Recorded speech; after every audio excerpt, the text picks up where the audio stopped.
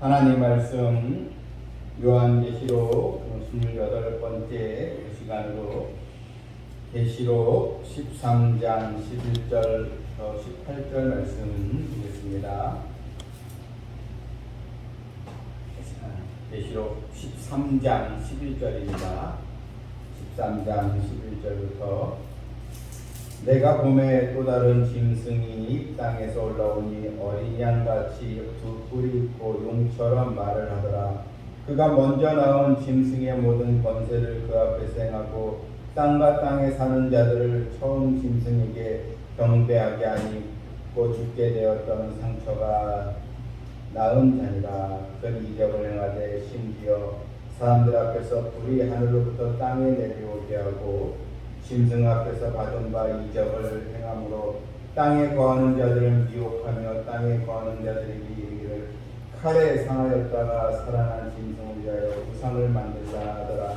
그가 권세를 받아 그 짐승의 우상에게 생기를 주어 그 짐승의 우상으로 말하게 하고 또 짐승의 우상에게 경배하지 아니하는 자는 몇이든지 다 죽이게 하더라. 그가 모든 자 곧 작은 자나 큰 자나 부자나 가난한 자나 자유인이나 종들에게 그 오른손이나 이마에 표를 받게 하고 누구든지 표를 가진 자 외에는 매매를 못하게 하니 이 표는 곧 짐승의 이름이나 그 이름의 수라. 지혜가 여기 있으니 총명한 자는 그 짐승의 수를 세어보라. 그것은 사람의 수니 그의 수는 666이니라. 아멘. 요한계시록 13장에는 두 짐승이 이제 등장을 합니다. 첫 번째 짐승은 이제 바다에서 올라온 짐승이라 했습니다. 13장 1절에서 내가 보니 바다에서 한 짐승이 나오는데 이 바다에서 나왔다는 것, 이 바다는 이 세상을 상징한다고 했습니다. 지구의 3분의 2가 바다이니 넓은 세상이라 우리가 볼 수 있습니다. 그런데 이 바다에서 올라온 짐승은 바로 용인, 즉 사탄의 권세를 받고 그가 하는 주된 역할은 무엇입니까? 바로 하나님을 모독하는 데 있습니다. 바로 이 짐승은 신성 모독을 말하는 입을 받았다고 했습니다. 신성 모독이란 하나님의 신성을 모독한다는 의미로 하나님을 하나님으로 여기지 아니하고 없이 여기는 것을 이렇게 뜻합니다.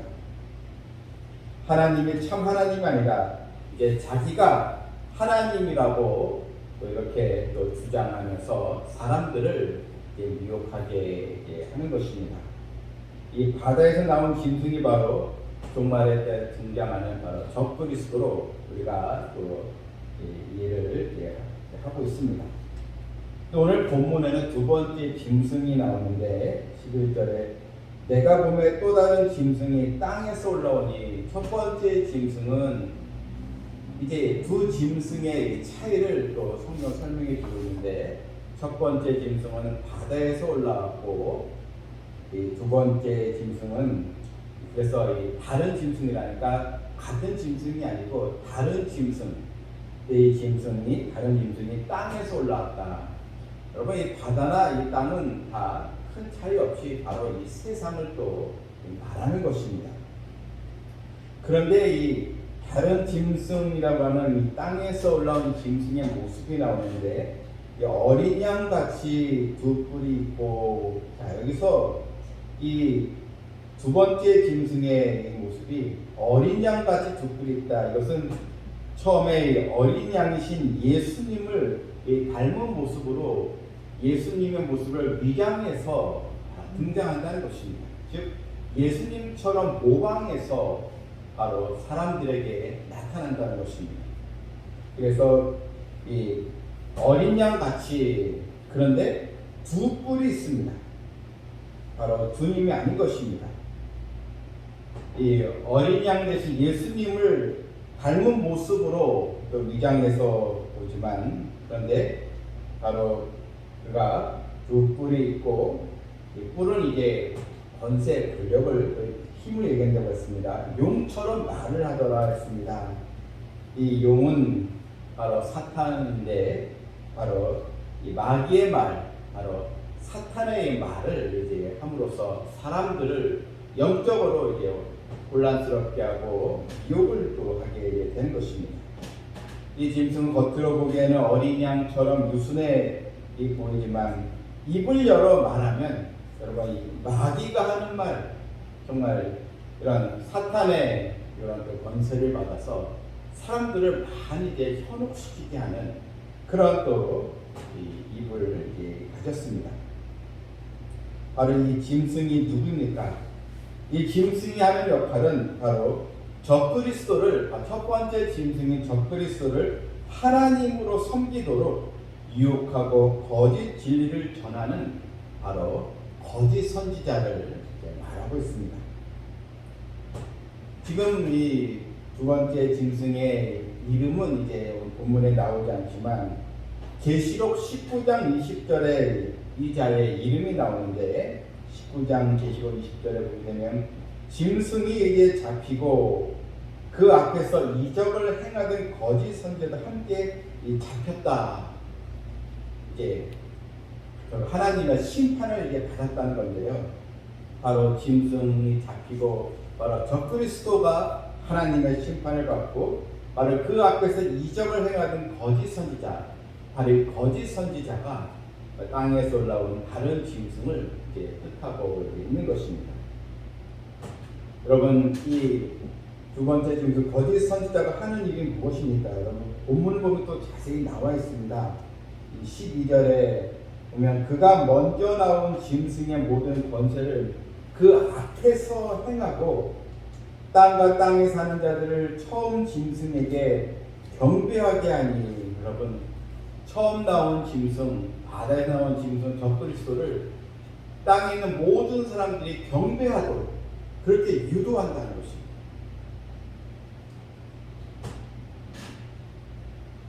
저희 전에 죽게 되었던 상처가 나은 자이다. 바로 적그리스도가 또 죽게 되었다가 다시 여러분 살아난 것을 이제 말하고 있는데, 전에 이제 말씀이 이제 나왔고 말씀을 드렸습니다. 그래서 이 두 번째 짐승 거짓 선지자 어떻게 해서든 사람들로 하여금 적그리스도를 경배하게 하는 것입니다. 하나님처럼 여기게 하는 것입니다. 그리고 이 거짓 선지자는 아주 또 능력을 또 사람들에게 행사합니다. 13절에 보니까요, 큰 또 이적을 또 행하게 했습니다. 여러분, 땅에 사는 거하는 자들이 적그리스도를 이제 경배하게 하는데, 마치 이것은 이 바벨론 때의 바벨론 이 황제가 사람들에게 신처럼 경배를 받게 한 것처럼, 또한 로마 시대 로마 황제가 신처럼 많은 백성들의 경배를 받게 하는 것처럼, 최근에는 북한 또 김일성이나 또 김일성이나 또 어쨌든 북한의 독재자가 김정일이나 여러분 다 신상을, 거대한 신상을 세우고 신으로 경배하도록 하지 않습니까? 그런 식으로 해서 이 적그리스도를 경배하게 하는 것입니다. 여러분, 우리가 경배할 대상은 바로 하나님밖에 없는 것입니다. 그런데 이 가짜 메시아로 적그리스도를 신격하면서 섬기게 하도록 하는 것, 이것이 바로 거짓 선지자의 역할이고 또 사명입니다. 이걸 보게 되면 기독교 교리에 정말 삼위일체의 바로 중요한 교리가 있지 않습니까? 이 세상을 창조하시고 모든 걸 주관하시는 성부 하나님, 또한 인류의 죄를 대속하기 위해 이 땅에 희생 제물로 오신 성자 예수님, 또 예수님을 구주로 영접하게 하고 믿음을 살고 우리를 돕는 성령 하나님, 이렇게 삼위일체로 우리가 삼위일체 하나님을 섬기지 않습니까? 그러니까 이 사탄이 이것을 모방을 해가지고 모든 걸 주관하는 이 하나님을 대적과 자신을 또 모든 권세를 받고 또 모든 걸 주관하는 사탄, 용이 나오고, 또 사탄의 권세를 받고 세상을 통치하는 적그리스도가 있고, 또한 사람들을 알고 적그리스도 섬기게 하는 거짓 선지자, 이렇게 이 악의 삼위일체 이렇게 바로 예수님과 하나님 모방하는 걸 우리가 또 여기서 보게 되는 것입니다. 오늘날에도 거짓 진리를 믿게 하고 우상을 또 숭배하도록 하는 거짓 교사들이 많이 있습니다. 시대마다 각종 이단이 나타나서 영혼을 또 사냥하고 있는 것입니다. 주님의 재림이 가까이 오면 더 많은 이런 거짓 그리스도, 거짓 선지자가 출현을 하게 되는 것이고, 마지막 최종적으로 이런 적그리스도가 등장하면서 거짓 선지자가 등장하여 많은 사람들을 미혹에 빠뜨리게 하게 되는 것입니다. 여러분, 우리가 믿음을 지키는 일은 항상 하나님의 말씀과 성령의 그 충만함으로 우리가 믿음으로 무장하여 바로 있는 것입니다. 우리는 늘 하나님의 말씀으로 늘 깨닫고 하나님 앞에 늘 기도하는 백성들이 되어서 깨어있는 믿음을 소유하는 자가 꼭 되어야 하는 것입니다. 창세기 보게 되면 이런 노아의 이런 경고에도 사람들은 듣지 않았습니다.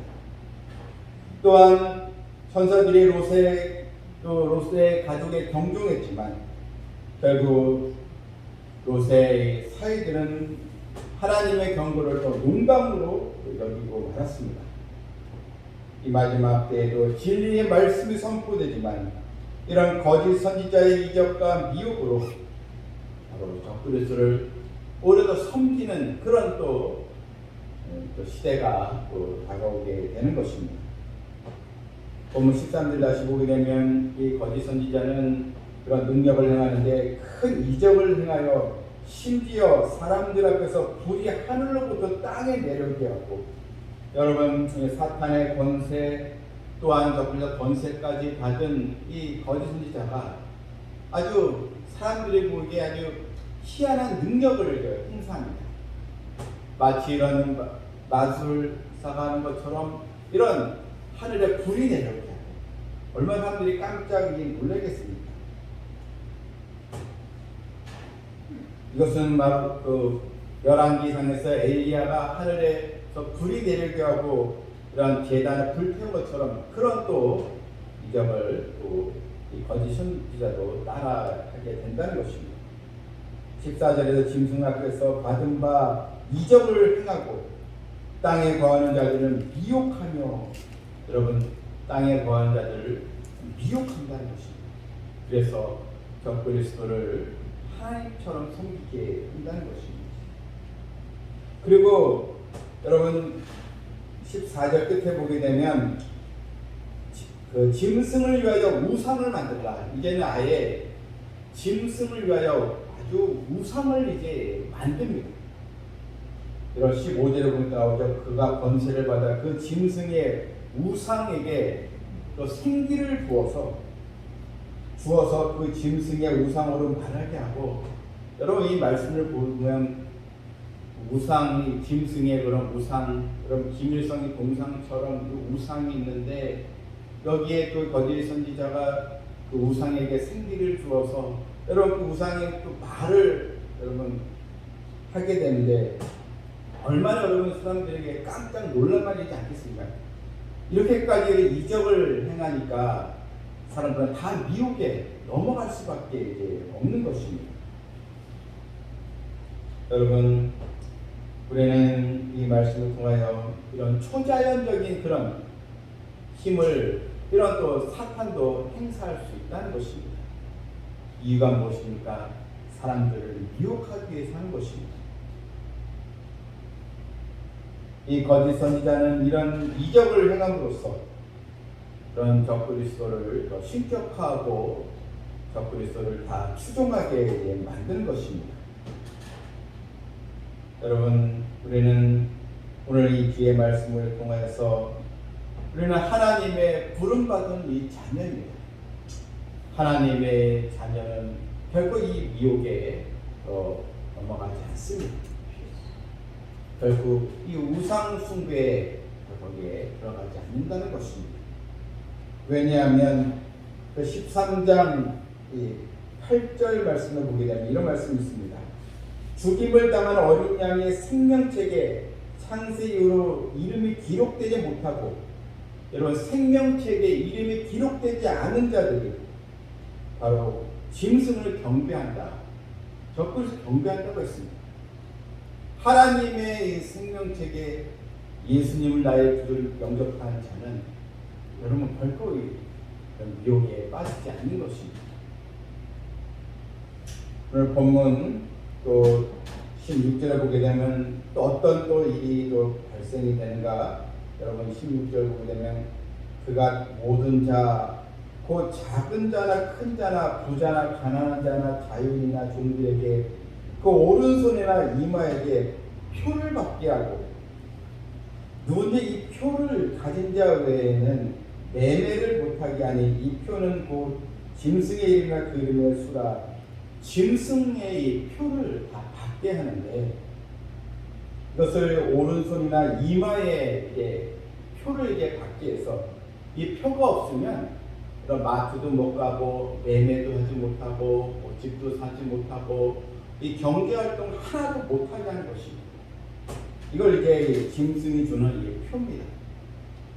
이게 이제 이마나 오른손에 표를 이제 받게 해서 이걸 이제 생체 또 의식을 할 수도 있겠죠. 어쨌든 이 표를 받게 해서 이런 사회활동, 경제활동을 못하게 이것을 하려면 짐승이 표를 받아서 짐승을 섬길 수밖에 없는 것입니다.